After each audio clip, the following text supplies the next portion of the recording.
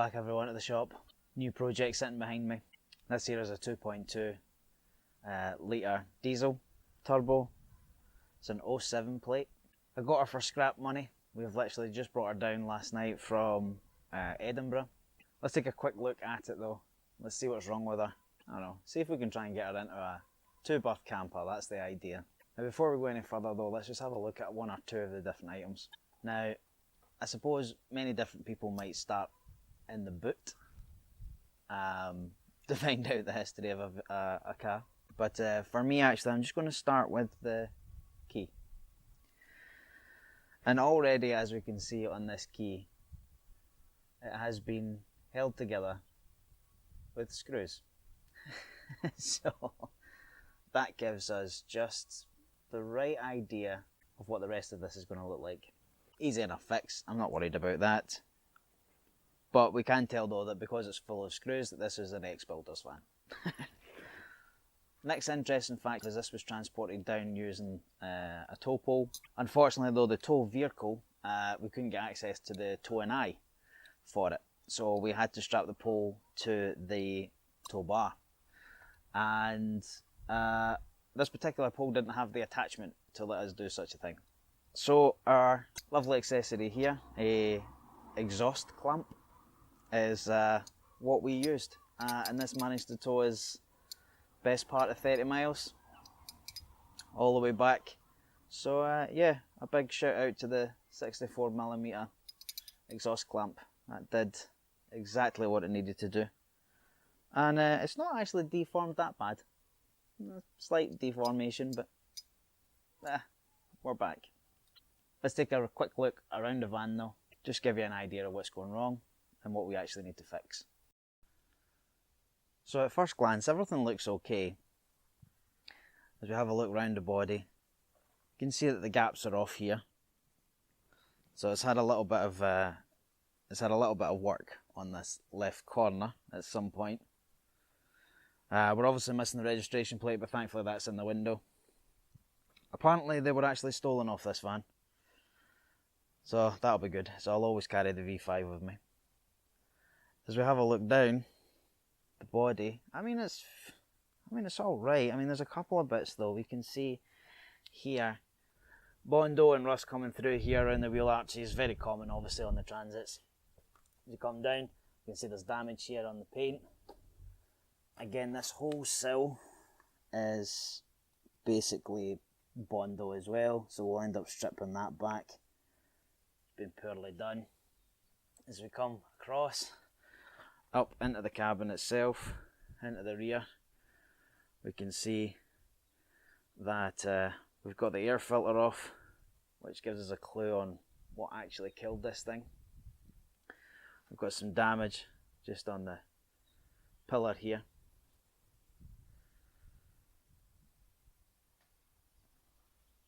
Let's keep going round. Door kind of opens.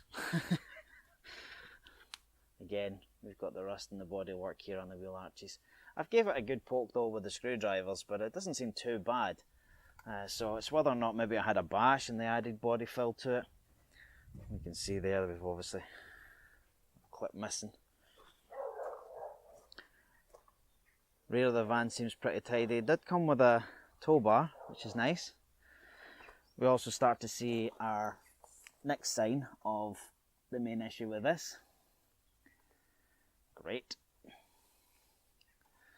And we'll just go up the length of this van, up the length of the other side here. That's absolutely fine. Now again, we start to see some other signs that this was a builder's van full of plasterboard and all sorts. A little bit of rust in that on the roof.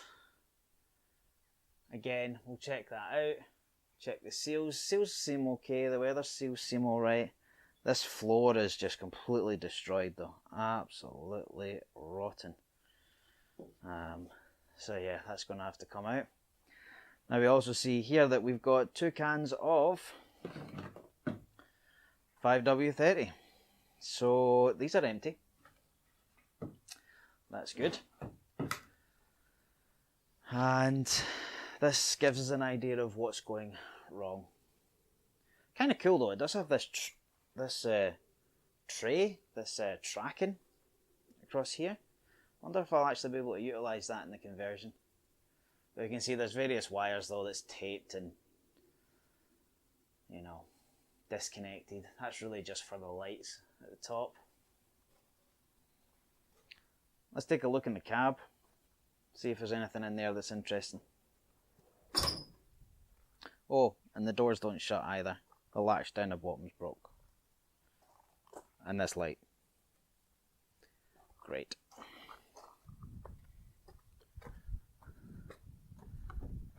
Inside the cabin, it's not actually that bad. I do have a spare battery there because I wasn't too sure the charge levels. That is something that we're going to need to pull out, put it on the bench. But ultimately though, the dash isn't actually that bad. It's pretty clean in here. The steering wheel's obviously got some wear on it. We do have a little hole in the floor here. There are the mats here, so we'll soon find out what it's like underneath there. But the seats are in pretty decent condition. Nothing really to report about the seats. Again, we've got a little bit of paneling that's been,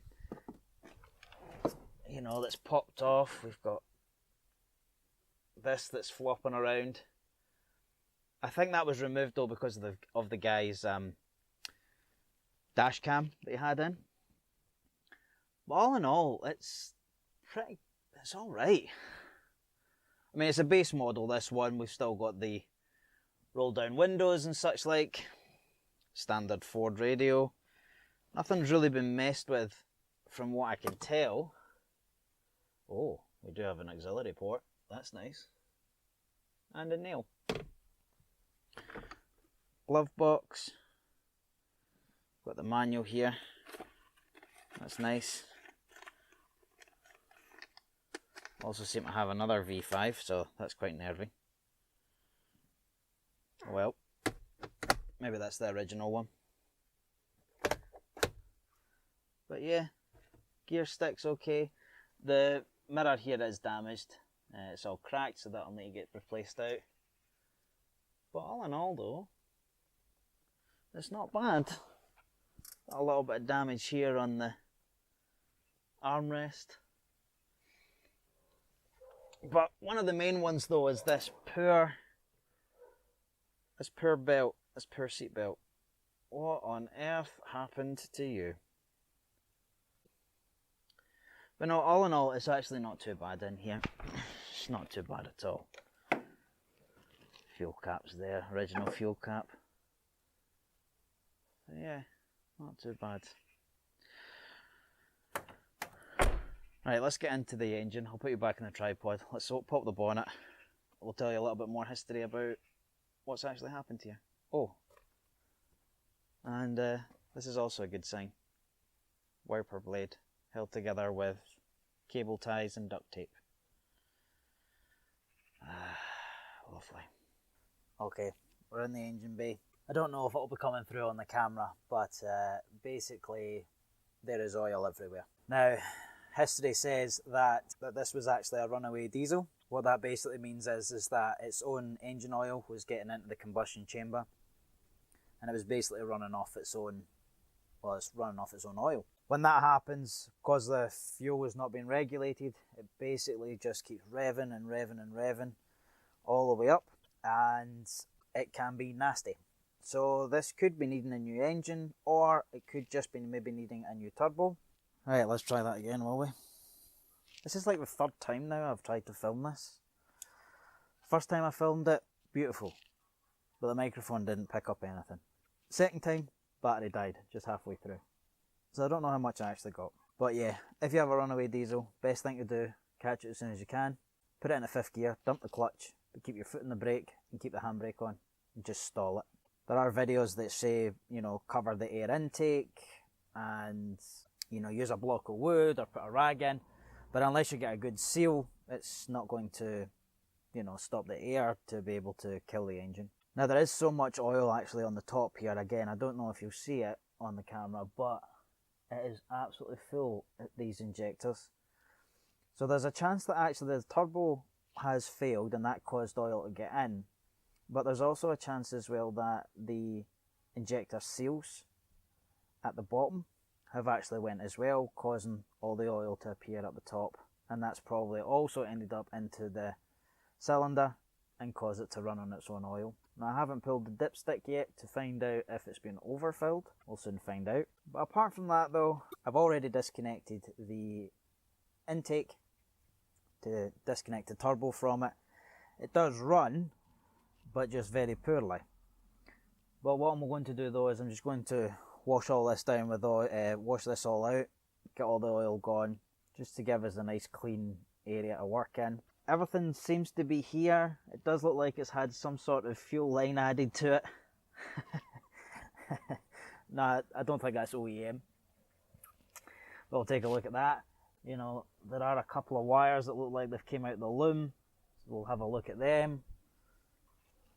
Does seem to have, you know, other fluids there. Power steering fluid. We do have brake fluid, as much as it looks old. .4. But yeah, I think effectively we're going to change the seals on these injectors, swap out the turbo, give this a good clean, check the oil, and go from there. So there we go. Done a wee walk round of it. Initially found some bits and pieces, some issues inside of here. Certainly got our work cut out for this. Now some might be thinking, David, it's a pure box. Why bother? Well, I did the same for my Transit, my long wheelbase high top. We salvaged that, it's the same age. Got her back up and running and she's been on the road now for 2 years. So let's try and do the same with this one. Try and save it from the scrap heap. And that's the fun of it after all, isn't it? That's ultimately why we do it. Anyway, I will be filming this as we go along. Thank you very much for watching. If you want to watch more of the series, please don't forget to subscribe. Ring the wee bell as well, that way you'll get notified every time I upload a video. And yeah, got my work cut out for me, but we'll start by getting the battery out, get it charged, get the exhaust off, just get rid of that oil, and then we'll give it a good spray with degreaser and get all the oil out of the engine bay as well. Figure out what we're doing with that. Anyway, I'll see you on the next one. Bye bye.